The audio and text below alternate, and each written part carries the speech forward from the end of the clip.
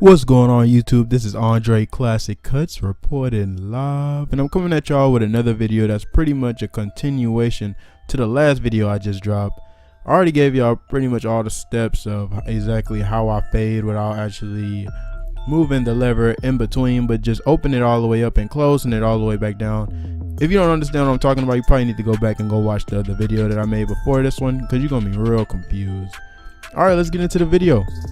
As you can see from this picture, my client is in desperate need of a haircut, but it's perfect because I could actually show you guys my full fading stage from start to finish with the type of cut that I'm actually giving him.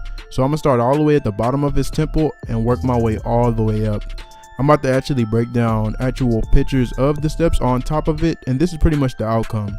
But here's another picture right here of the actual steps that we're actually going to go through one by one by one by one, all the way till we get to the top of the head. And then once we get to the top of the head, we're going to just even everything out. That'll be the last part of the haircut.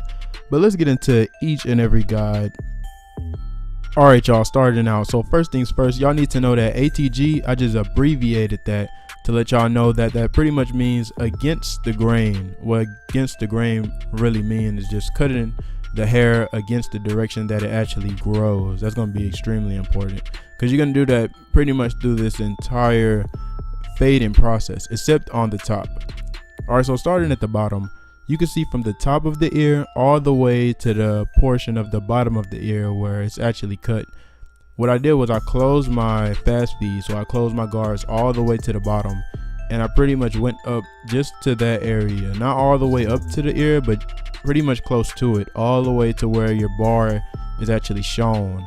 And I did that all around the head. I pretty much just closed the guard of my fast feeds, just closed it with no guard on it, and then I just cut it going up from there. Then after I made that, I pretty much went up another inch. I know in the picture it's not super precise that all the lines are equal, but just pretend that all of the lines are equal. It'll help you out way more. So from there, I actually opened up my lever all the way up with my fast feed still. Then I went up another inch pretty much. From there, I put on my zero guard. Then I closed the lever and I went up 1 inch with the lever all the way closed. And I did the same thing, just went all the way around, and make sure each one that you do is pretty much even, regardless of how the person head is. If the person head is way bigger, so you'll pretty much just make more thickness of the lines. If their head is smaller, obviously you'll make each individual guide that you're doing still even, but each single one of them will still cut at an equal size that you're doing all around the head. Just make sure that everything is even when you fade, and at the end of the day, that's really what's going to save you. So then at the very top, I have WTG, which is basically with the grain. So just cut with the grain when you get to the very top. You don't have to. I feel like when it comes down to a 2 with the guard open, you could easily go against the grain and you couldn't tell the difference between really going against it or going with it. But for somebody that have coarse hair or have like usually get a typically low haircut, it'll be 10 times better if you go with the grain, especially if you have waves. So from there, I'll just put my zero guard on and I'll actually cut with the grain just for the final ending of the haircut to even everything out for the final touch. So after I do all of my fade steps, finally I'll put the zero guard open and I'll actually cut all around the head with the zero guard all the way open, with the lever all the way open, and I'll actually cut everything equally all the way around.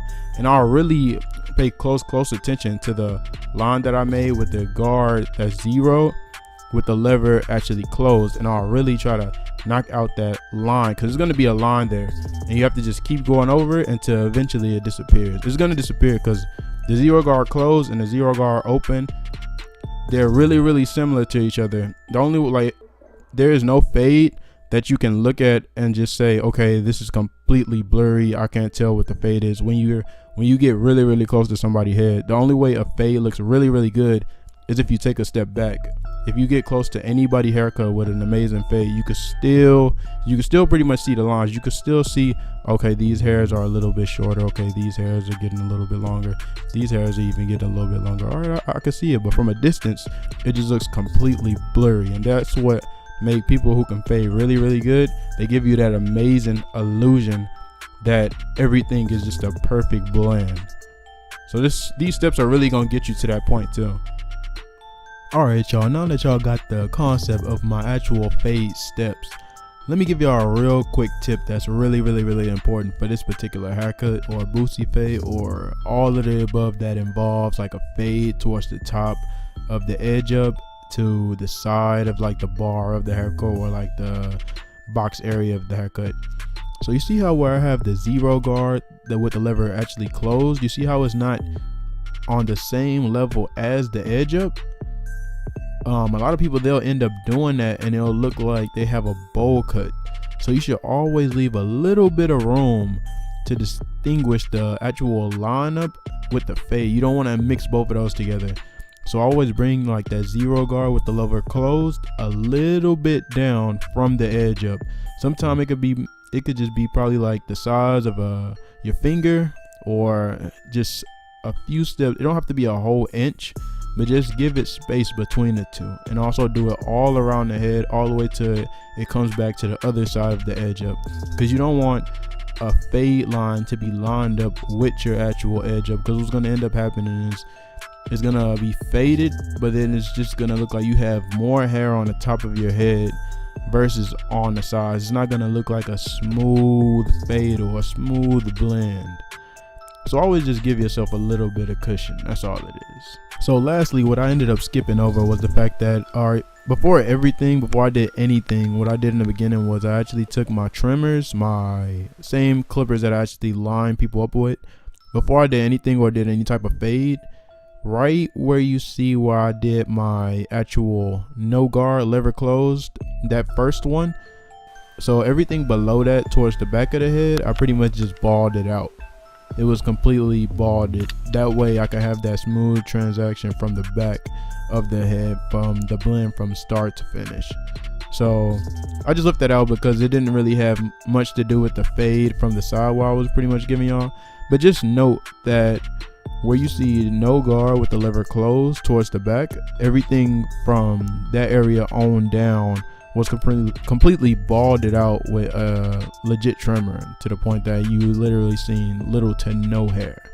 Then obviously once you got to the no guard with the lever closed, you seen a little bitty specks, little tiny bits of hair, but you can't really tell in the picture. But if you was actually there and you seen the cut up close and personal, you will see that, yeah, it's still like little specks that help you just get that smooth fade.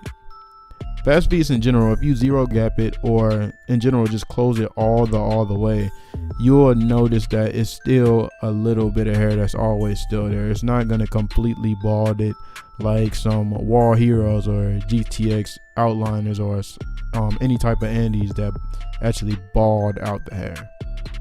And that concludes this video. I hope you guys like this video, man. I actually have another one on the way that's going to be pretty much like a mohawk.